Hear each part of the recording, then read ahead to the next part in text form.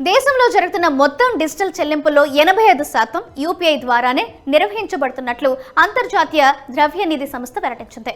అయితే దీనిని మరింత సమర్థవంతంగా, వేగవంతంగా, డౌన్ టైం లేకుండా కొనసాగించేందుకు నేషనల్ పేమెంట్స్ కార్పొరేషన్ సరికొత్త చర్యలతో ముందుకొచ్చింది.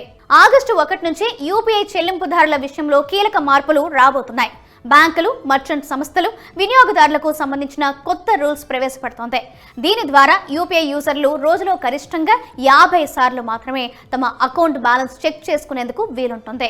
అలాగే ఆగస్టు 1 నుంచి యూపీఐ ఆటోపే చెల్లింపుల విషయంలో నేషనల్ పేమెంట్స్ కార్పొరేషన్ కొత్త టైం స్లాట్ ఆధారిత విధానాన్ని అమల్లోకి తీసుకొస్తుంది. దీని ప్రకారం రోజులో ఇష్టం వచ్చిన సమయంలో EMI, utility bills, subscription, payments, autopay ట్రాన్సాక్షన్లు జరగవు. వాటికి ప్రత్యేక సమయం కేటాయించారు. ఈ ప్రక్రియ యూజర్లకు సంబంధం లేకుండా బ్యాక్ ఎండ్ లో మార్పులు చేయడం జరిగింది.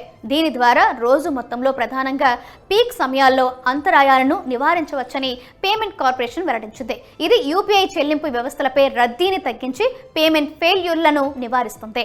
రానున్న కాలంలో యూపీఐ చెల్లింపులకు పిన్ అవసరం లేకుండా బయోమెట్రిక్ లేదా ఫేషియల్ రికగ్నిషన్ విధానాలతో చెల్లింపులు నిర్వహించేలా యూపీఐ పేమెంట్స్ సర్వీస్ ప్రొవైడర్లు ప్లాన్ చేస్తున్నట్లు సమాచారం. నేషనల్ పేమెంట్ కార్పొరేషన్ కూడా దీనిని అమలు చేయడం ద్వారా భద్రతను పెంచడం, పిన్ దుర్వినియోగాలకు నివారించడాన్ని పరిశీలిస్తుంది. అయితే ఇందులో ప్రజల బయోమెట్రిక్ డేటాను ఎలా సురక్షితంగా ఉంచుతారు, అవి పనిచేయని పక్షంలో పేమెంట్ చేసే విధానం వంటి వాటిపై అధ్యయనం కొనసాగుతుంది. పిన్ దుర్వినియోగం ద్వారా జరుగుతున్న మోసాలను దీని ద్వారా నివారించవచ్చని ఫిన్టెక్ సంస్థలు భావిస్తున్నాయి.